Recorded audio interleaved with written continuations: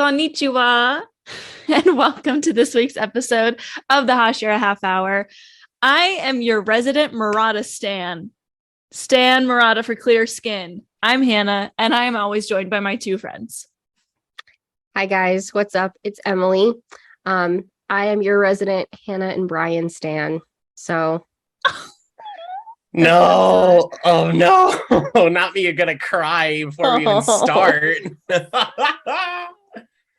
Oh man, I don't know how to follow those two. What up, y'all? It's me, your homie.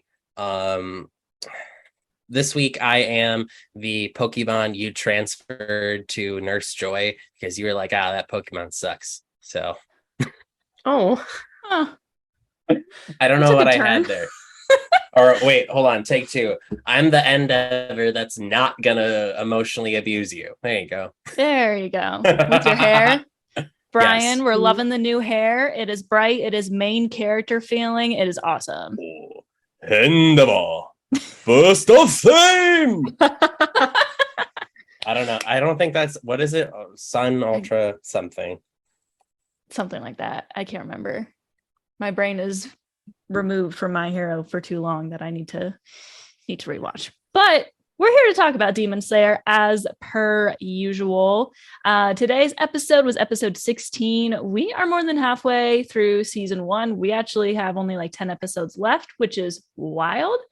But in this episode, we definitely are moving away from that slapstick comedy that we have been enjoying for the past couple of episodes. But of course, we got to move on at some point because that's not what this show is really about.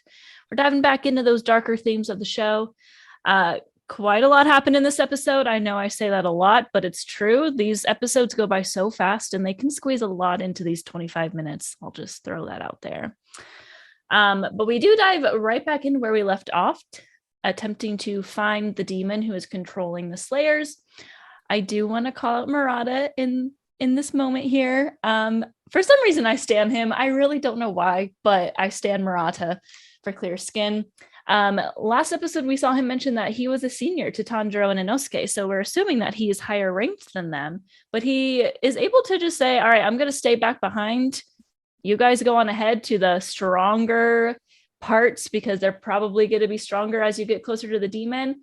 Do you think Murata was able to figure out that maybe these two boys are a little special? And what do you think that says about his character? I mean, we're all special, right? We're all born into this world, so we're all special. It's an Attack on Titan reference. Eren Yeager. Eren Baker. But I think it is kind of special, right? Like, I mean, obviously, probably not like a favorite moment for Murata, right? Because like when we think about it, like you have to be able to remove yourself from the situation and say, I'm probably not as talented as these two other Slayers. So like, let me handle these like still somewhat like, tough foes, but also in the same breath, like, I can't handle anything harder than this. I think it shows that he's willing to, support the cause. And I think he's a strong foil for that, right? Like his ability to understand his role in the battle. I think that's really important. Recent quote I got from someone, somebody has to dig ditches. Someone has to be like a Mizunoto, right? Or a Mizunoe. So I think it's a really interesting kind of way of using him as a foil there. Yeah.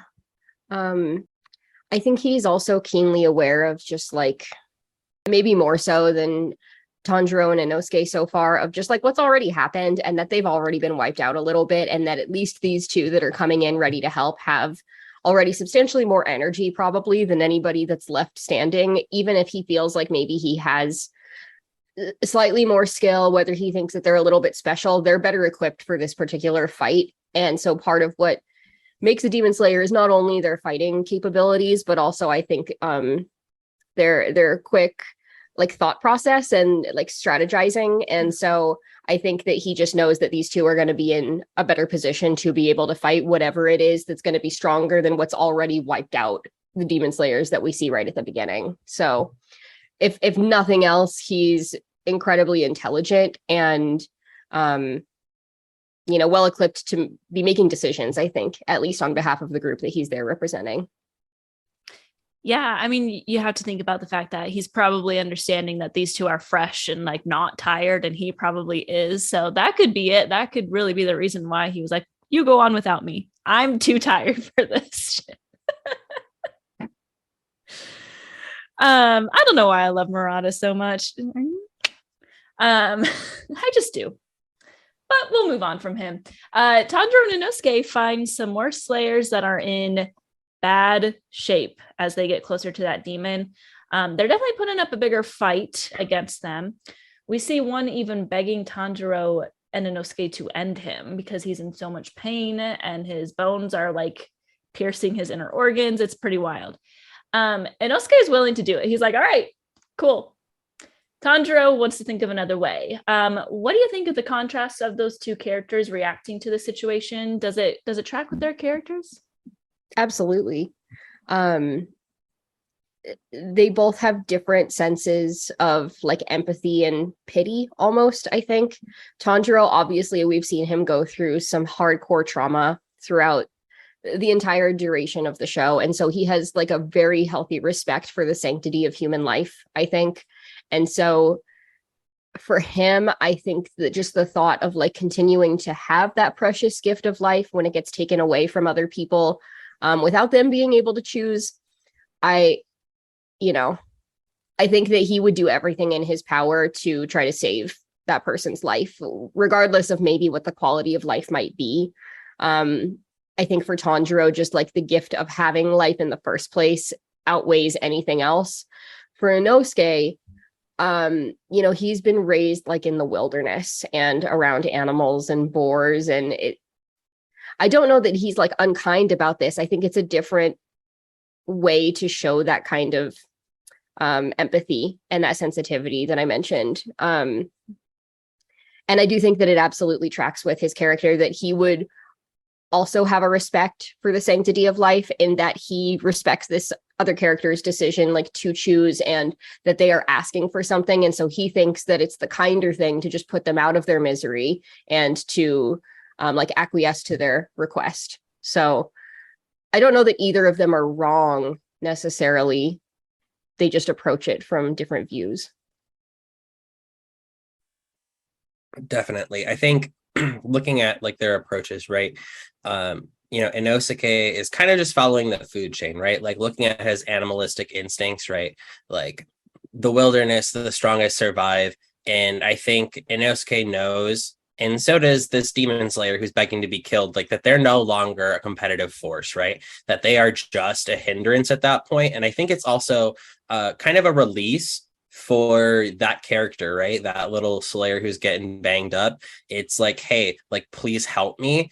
And I think because Inosuke's background is like do or die, I think he's a lot more willing and understanding of it, is where Tanjiro has lived in a society at that point, and his values kind of strike it differently because, kind of like you said, Emily, right? Like he values the quality of, or just having life instead of the quality of life.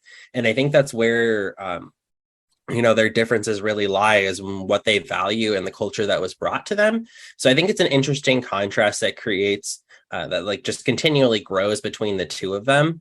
So I do really like that contrast as well, because I think it puts them kind of I think it puts Inosuke in a different category now. I think this is the first time that we see Inosuke make a decision that maybe wasn't fully based off of his own intention or off of his pride, right? Like he was willing to do this not because he needed to show Tanjiro up or be Lord Inosuke. It was because someone else needed help at that point. And I think that's where this was kind of a turning point for Inosuke in my books. Yeah, definitely. I mean, at the end of the day, he was just doing what the guy was asking for. He saw that perfectly as something kind. He wanted to put him out of his misery, but Tanjiro was maybe not quite willing to do that just yet, coming up with some more ideas. Speaking of Tanjiro, he did have some great ideas in this moment. We continue to see his battle smarts show up in battle when he, comes up with that idea to throw them over the tree. But unfortunately, that did not work the way he had hoped, because the demon twisted their necks, rendering them useless, if you know what I mean. I found this to be a very dark turn in the episode. I remember not expecting that when I first saw this episode. I was like, oh, okay. Did you see that coming? And what does that say about the lengths that this demon will go to win? First off, I want to say that this is a pretty good episode for Halloween. You know, you get your little exorcist moment in there. So that was a good start. But did I see it coming? Yeah, unfortunately I did. I was like, these guys are dead. There's no way. Those threads are still attached at that point. And I was like, man, this demon is clearly cruel enough, right? Like, again, it kind of goes back to what I was talking about last week with the manipulation and puppetry type sitch, right? Like, you're using something until you're done with it. And she was like, they're useless now. They are weak human puppets. And then she's like, yay! And then they're dead, you know?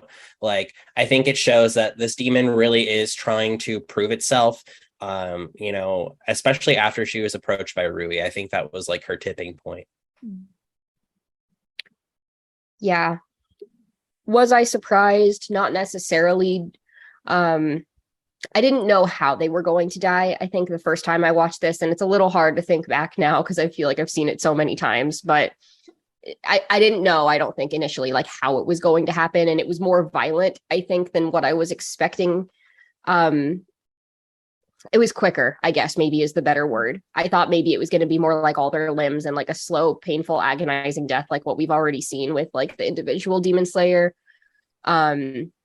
But she is, you know, time was of the essence, I think, for this larger demon that's kind of the puppeteer behind everything that's going on. And so kind of a painless death for all these humans, which we haven't seen a whole lot with other big demons and big fights. It's like everything's like very painful, and granted they were already like constrained by the string, so I don't know how great they were feeling, but the actual death itself was very fast. So I think that was kind of shocking to see that for the first time in a different demon. Surprising, not entirely.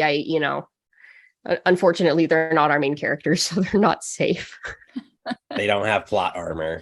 Yeah, they can't really drive the story a whole lot. So we're seeing this demon just get more and more like nervous and trying to get things done quickly as Rui shows up and threatens her with father, all that fun stuff, which we'll touch on in a minute. But before we dive into, actually, I'm ahead of myself here. We see Tanjiro's presence change as he knelt in front of his slain comrade. I thought this was, again, an interesting moment. I will always call out Tanjiro, but he caused Inosuke to literally like shake because of how much his presence was changing when this happened. And then when Tanjiro says, like, let's go, Inosuke just follows suit and is like, okay, yeah, let's go, which is quite a bit different than what Inosuke usually does. Do you think Inosuke was genuinely like scared of Tanjiro in this moment, or was it maybe something else? Was he maybe wanting to just move forward because he wanted to get away from the dead slayers? Like, what was going on in that moment? I don't know that Inosuke would have been shaken by like the corpses. I feel like we've already seen him see that, right? Like, and he didn't even care necessarily at the beginning about like burying people. He's like, what are you guys doing? Because I feel like death and life are like a very natural part of living in the wilderness like that. So I don't really know that that's what it is. I do think that Tanjiro shook him for a minute, because up to this point, any rage from Tanjiro that Inosuke's seen hasn't really been like very serious. We've talked about like the slapstick humor and like the funny stuff, and he got mad like during their initial interactions, but it wasn't like this. This is something different. And I think that this is one of the first times that he gets to really observe Tanjiro's resolve and feel almost like that. I hesitate to say bloodlust when I'm like describing Tanjiro, because I don't know that that's quite right, but like he's seething a little bit, which he doesn't do a lot. And so I think that that's shocking for him because it doesn't happen a lot. It's the first time that he's seeing it, and he's like just now realizing that there is this other part to this gentle, kind person that he's been traveling with. So I think that probably frightens him a little bit. I think maybe he's a little bit more frightened of Tanjiro in that moment than he is by like the actual circumstances. I think he probably also likes it a little bit. It's like he's like, I'm deciding, like, am I afraid or do I like this? Because he's like that all the time. I feel like he's like always our angry little boy. But he also knows, I think, in this moment, like, oh, this is serious. Like this just got like real. So that's my opinion. Yeah, I really agree with that point too. I think in that moment, I think I don't see it as fear at that time. I see it as a value shift in Inosuke. And I think this is another like growth moment for him in the sense that like he understands the gravity of the situation at hand. Like I think this is the moment where Inosuke gets some of that emotional intelligence to grow a little bit because he's seeing, okay, like this person is, extremely concerned, outraged, and like ready to go from seeing people die that he doesn't even know. And like, I think in that moment he's shaking because he somewhat doesn't understand the emotional connection that Tanjiro has to this moment. And he also is trying to figure out where he stands in this situation. So I think like this is kind of like a come to God moment for Inosuke. Like, wait, like what does this all mean for me? Like how do I process all this? And I think he's starting to model himself after Tanjiro a little bit. Obviously he's still very rough around the edges, but he is trying to start developing that better like core values of human life and things like that. So I think it's really a moment for Inosuke where he is definitely stepping up to the plate, as another core emotional being. Yeah, I think this is literally the first moment that Tanjiro says something and Inosuke just goes, yeah, okay, and does it. It's not like that was my idea. Like, I can do that better than you. He was just like, yep, let's go. Definitely an interesting moment. All right, so before we jump into their fight with the headless demon, I do want to touch on Zenitsu because he's still wandering around the woods. Feels very Halloween. He's got spiders following him. He's crying as per usual. Chuntaro shows up and he's thankful that Chuntaro is there. Super cute bird. I love Chuntaro. I wish we see him more. But just for a fun Halloween question, because next episode we're going to focus a lot more on Zenitsu. Would you be like Zenitsu if you were in the situation? Let's say that you're in a haunted house that's themed like a scary forest with spiders. How would you react in this situation? Speaking from personal experience, I've actually already been in this situation. This will be my soapbox for the episode. I've literally kicked a haunted house employee, like full on roundhouse right to the thigh. And that man had a Charlie horse and he was like, man, grow up. You know what? I'm sorry that my leg thunderclapped and flash yours. Okay. Like you need better reaction skills. Okay. You want a realistic haunted house, you got to be faster. But yes, 1,000%. I was that person. I was shaking. I walked to the car and stood like outside and I was terrified of a man I knew was not like, the Chainsaw Massacre guy, but he was there. Right. So I know where my limits are. Right. Like I like to watch horror movies as like a controlled anxiety attack. Haunted houses, different story. Let me tell you, like I am a different human being. Okay. Like usually I'm really like calm, chill. I could not breathe. So yeah, honestly, I think Zenitsu might have been doing better than me. There's that. Oh boy. Dang. I don't really know how to follow that up, but if it makes you feel better, Brian, I've also kicked somebody that was in a costume on Halloween before. Actually, it wasn't my foot. It was my trick-or-treat basket. And to be fair, it was his fault. So, like, I got in trouble. I wasn't little. I don't know. I was probably like 9 or 10 and I went trick-or-treating and there was some guy in his front yard and he was like being a zombie. And when it's like that dark out, it's like hard to tell what's a decoration or what's a person. But then he like got up and started running at me and I was like, oh, hell no. And he got the basket. So he caught the basket case. I'll tell you what. We weren't allowed to go back to that house trick-or-treating anymore after that. Oh my God. But Yeah, I don't know. I don't think I would do well. I have a healthy respect for the forests. We don't have a lot of them. For those of you that are just like kind of listening in, we are in Arizona and there's not really like forests for the most part until you get to like northern Arizona. And even then, they're not like as dense, I don't think, as like what this would be that Zenitsu's walking through. And I just have a healthy respect and fear for like a lot of forests. Another podcast that I could totally make would be all about the Appalachian Trail. We're not going to get into that right now. But I'm like, but sometimes there are things in this world that are much older than me, older than a lot of things. They've seen a lot of things. And I have a respect for things that I don't understand that still exist. And so I am not a fan of like walking through forests in general. But certainly not at night and somewhere unfamiliar when there's also like certainly a looming presence that you're already aware of, because then it's already knows that there's demons in here. That's why they got sent by the crows. It's not like this is a surprise. So not only does he know what is in there, he doesn't know if there's anything else that might be in there that he doesn't know about yet. It's the middle of the night. It's dark. I'd be a scaredy cat. There's no way. Yep. But granted, I probably wouldn't be a demon slayer either. So unfortunately, we all like to say that we would be, but I never could. I'd be like the old lady bringing them into my house. Yeah. Thank you for protecting me, because I am not brave enough to do what you do. Literally. Yeah. I actually just went camping a couple weeks ago, and we got to our like little trail after dark. So we were in the part of Arizona that has like kind of a forest, and I was creeped out the entire time from the safety of my truck.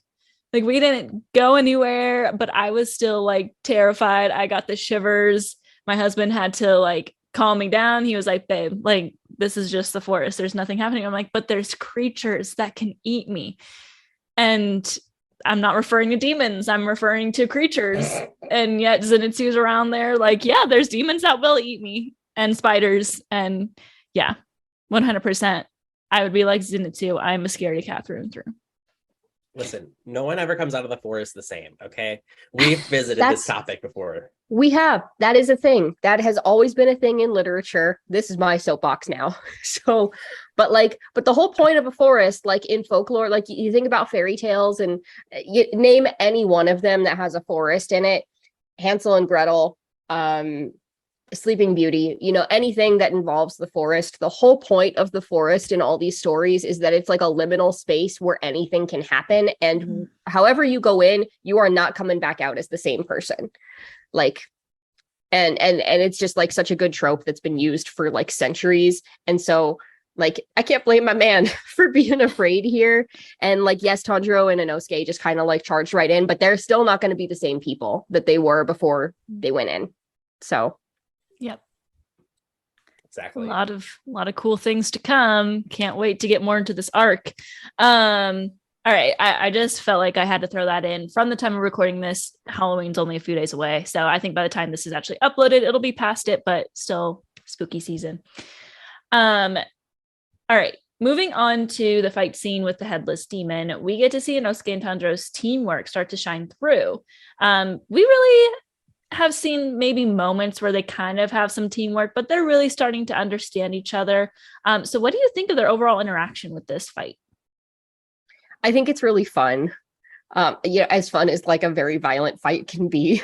But we get to see Tanjiro's like natural skill come out again, and like he's very good at making decisions quickly, and he obviously has this super keen sense of smell that he's able to rely on. And Inosuke has like this kind of like brute, almost like primal instinct that is also handy, but can sometimes get him in a little bit of trouble, which we kind of see happen here. But I think that he's developing an admiration for Tanjiro to go alongside his main character syndrome that he has. But he observes, like he does pay attention, and by watching and borrowing, I think, or like trying to one up the things that he sees happen in the fight, he's becoming a stronger demon slayer as well, learning from the people around him. So I thought it was fun. Yeah, I think teamwork is a loose term because like Inosuke, I don't think is fully at teamwork. I think he's at like what is this? This is an Ayn Rand quote, but the virtue of selfishness, if you will, right? Like he's interested in his own personal development, and his personal development aligns with helping Tanjiro. I think of Inosuke as like a demi demon, if you will, right? Like just because of his intents, half the time, his intents don't always stem from helping like others as this pure soul of Tanjiro, but it comes from helping himself and helping him grow and become a better slayer. So I think he's taking what he's seeing, like you said, Emily, borrowing it, and then trying to apply it for himself. I think that's where Inosuke and Tanjiro still defer at this point in their relationship, is because Inosuke still hasn't grown enough to understand like the return on investments of like benevolent relationships. And so really his character is starting to like break that shell of like individualistic ism. That's not a word, I know, I'm aware, but he's trying, which I think is a good start, right? Like Tanjiro has cracked the shell just enough to get him to kind of move his heart just a little bit. Yeah, definitely good points. I think their personalities work well together. Like Tanjiro has that just natural leadership, and Inosuke is just wild and will jump in wherever needed and take the credit for it. But I think they make a great team from this. So do you think this is like foreshadowing to a powerful bond in the future, the way they act in this scene? Because we're seeing this like weird sense of teamwork, but it's not fully teamwork, but maybe it could get there.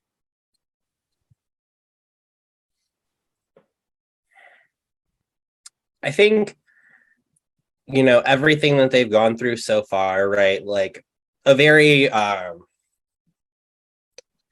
off the wall way of meeting, right? Like it's not every day that you like walk into a random demon's house and then are like, hey, you come here often, right?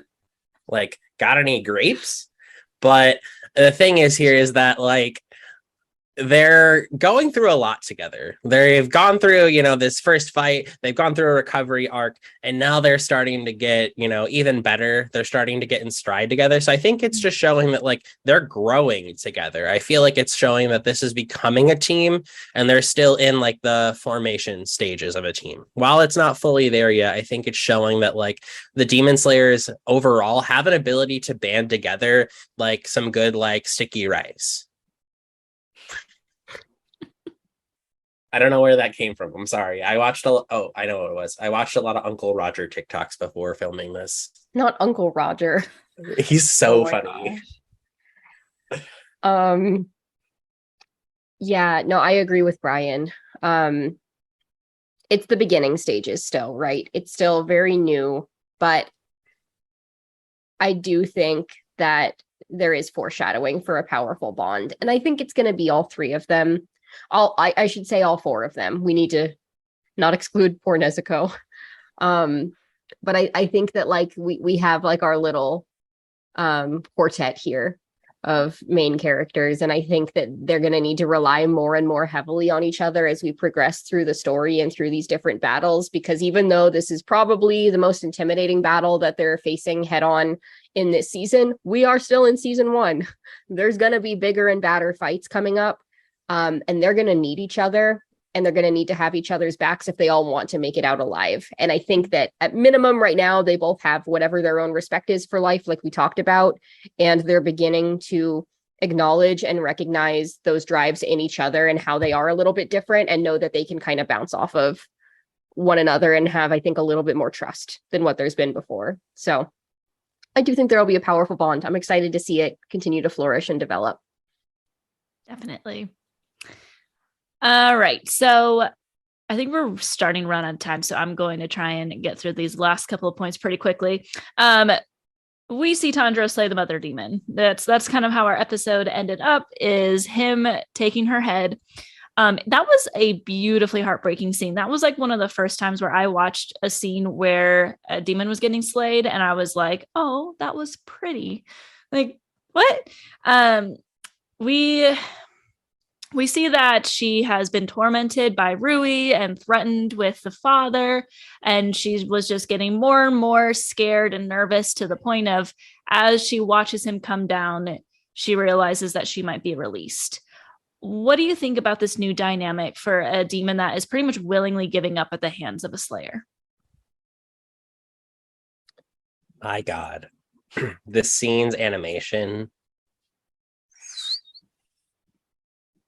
I think this is one of the more emotional moments. Like, because I usually don't cry during animes. I know, call me soulless, whatever you want. But this is, I think, one of the closer times I've gotten to crying, because like this person's in pain too. Like, just as much as they put, you know, the slayers through pain, it's like a system that's continued though. Like, the only person being used was not just the slayers. That mother was a, you know, pawn of her own. And so like seeing her like come to the realization that she might be, you know, taken off the board was probably kind of freeing for her. So I was like, God damn. And then Tanjiro changed which form he was going to use, and like watching her head fall, oh, so good. Like Brian said, completely beautiful animation. And I think like a very beautiful sentiment here as well that we haven't really seen so early on in the deaths of other demons, and not even, I don't think, to this extent. As we progress through the story, we've seen the demons that have been slain by Tanjiro have flashbacks. Like he's reminding them somehow in their final moments of a bit of their humanity, whatever might be left. I wonder if maybe, you know, and this is like just me speculating from this episode in particular, but I wonder if maybe she's maybe a slightly newer demon or something, or maybe she's consumed fewer humans than some of the other ones, and so she's retained a little bit more of her humanity than some of the other demons that we've seen that have been slain, because that seems like it's like very poignant and very close to her, and it's some of the first thoughts that she has beyond just like self-preservation, I think, is like her first instinct here. But then, you know, in all of her final moments, she is more easily and willingly given up to the hands of a demon slayer. She accepts that. She offers a bit of advice as well in like her final breaths of like, hey, there's something you need to know about what's on this mountain, and we'll get there in a moment. But I think that she's probably one of the most human demons that we've seen aside from Nezuko. So it's interesting. Yeah, we're definitely continuing to progress the story, or we're getting different viewpoints of different demons. It's making it very interesting because, you know, they all have personalities and they all have backstories, really. So perfect segue into what I was about to ask about. She told Tanjiro that we have a real member of the 12 Kazuki here. Finally, we're going to meet someone who's one of this powerful 12 Kazuki that we've heard about, but we haven't actually met someone who's like an actual member. How are we feeling about that? What do we think's to come now?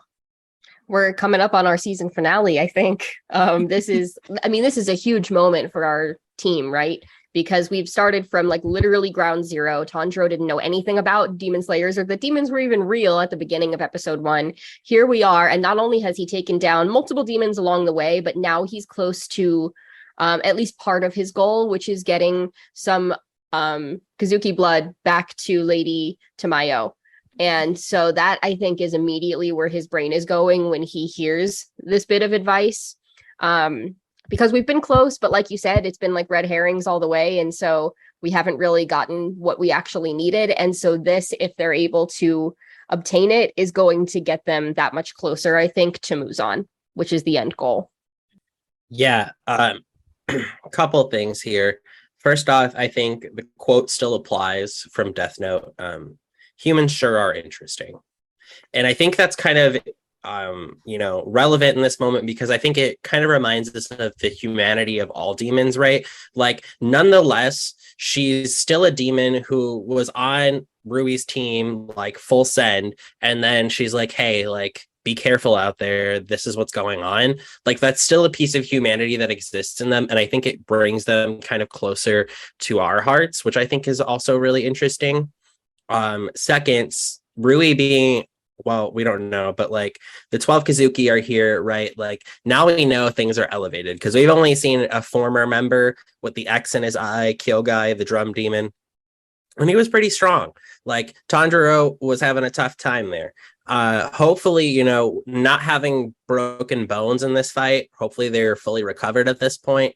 And, he's going in with a little bit more energy. So we're seeing like an upside to this fight. However, there is equally that downside of so much being unknown at the moment. And so going into this, we can tell that there's going to be some swords flying, there's going to be some heads chopping, hopefully. There's going to be a lot at play here. And I think that's what's really cool about seeing this episode end where it does, is because it does really leave you with a nice cliffhanger, wanting that main course. Yeah, it just goes to show that this is going to be a tough fight because it was pretty tough to get to this demon. And this is only the start, Yeah. They struggled a little bit. And Inosuke got quite injured fighting that headless demon. And while Tanjiro is fine right now, you have to wonder how many demons do they have to fight before they get there? What is it going to be like? So definitely sets us up well for the rest of this arc for sure. Awesome. Any more thoughts on the episode before we transition to our favorite moments? I think if Rui was actually a Pazuki, he would be served with mint ice cream. That's my insight there. Not related at all, but. Wait, did you say Kizuki or Pazuki? Pazuki. Oh, I said if Rui was a Pazuki, he would be served with mint ice cream. I was like, well, yeah, interesting, Brian. Super. I'm always like, I don't follow. It's okay. It's usually me. It's me. Hi, I'm the problem. It's me. It's me. I'm the problem. Oh, Lord. All right. Well, let's transition into those favorite moments. I will go first. I didn't touch too much on this earlier because I wanted to kind of talk about it as my favorite moment, but shocker, it's Tanjiro. I am so predictable. But when he slayed the mother demon and he was able to sense that she was willing to die, he switched forms midair. He was about to do form 1. He switched to, I think it was form 4. Form 5. Form 5. Yeah. To blessed rain after a drought, calm and beautiful. We talked about the animation, the way he looked at her, that empathy, just that whole moment was so beautiful. And again, just showing how much Tanjiro is empathetic. We saw him have that moment earlier where it was like a bloodlust. He was so angry that like his presence changed and made Inosuke shake. But we're back to that pure soul that just sees that she's hurting, sees that she wants to die, and is willing to take her life quietly and calmly. I thought it was just so beautiful. It is really a beautiful moment. Beautiful animation. Again, the soundtrack, like we don't talk about, I feel like we haven't talked about that in a while, but like just beautiful and like interwoven so well. So very good moment. My favorite moment though, I think it's like the little bit of foreshadowing, because now we've seen obviously like this mother figure demon be slain, and we've seen Rui, and we see a brief glimpse of one more spider demon. And we heard about what I think is one additional, because we've heard like, I might have to go tell father. Just let me tell father about this. Wait until my father hears. My father but there's something about this. but there's something ominous about that, right? It's like, oh my gosh, like she's already doing all this damage. There's like another that we haven't even seen yet. And like, what is that? Like, is that our Kazuki? We don't know, but we've already seen that like there's still at least 3 more that our team is going to have to deal with. So I really like that. Even the first time that I watched this, I was like, oh, look, I want to see it. I want to see what father is so badly. So I think that that's done really well and like really builds the anticipation. Yeah, I think this episode's really strong for a couple of different reasons. My favorite moment out of this one, though, is the moment where he asks her, do I need to get dad? And I think it's kind of another foreshadowing moment, but in a different way, right? Because I think that these demon fights represent, I think, human struggles, right? And I think this one kind of hits home for me because of like the family aspect of it. Like, I think that this entire, from what we know so far, this group of demons that we've seen is stemming out of a lack of family and a lack of nurturing. And I think it kind of goes to talk about like abuse in family relationships and how, unresolved family trauma can really harm people. And so that's where, obviously in this fantasy land, this demon then takes it upon, themselves to create a family, maybe. I don't know.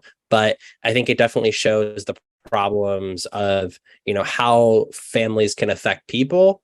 And I think that's what's important about this episode is that like you're seeing these like bad family dynamics at play and like manipulation and deception here. So I think it's just a really interesting moment for people to then go ahead and try and watch this fight as you see like kind of the one family that we have, right? Like I would consider kind of our quartet a family because at this point, they've seen life and death together and this now demon family. And I think it kind of shows the differences in relationships. And that's a contrast within itself. Yeah, this episode has so much happening and so many action scenes. And yet it still just feels like one big foreshadow of like what is coming. It's just a buildup for sure. Awesome.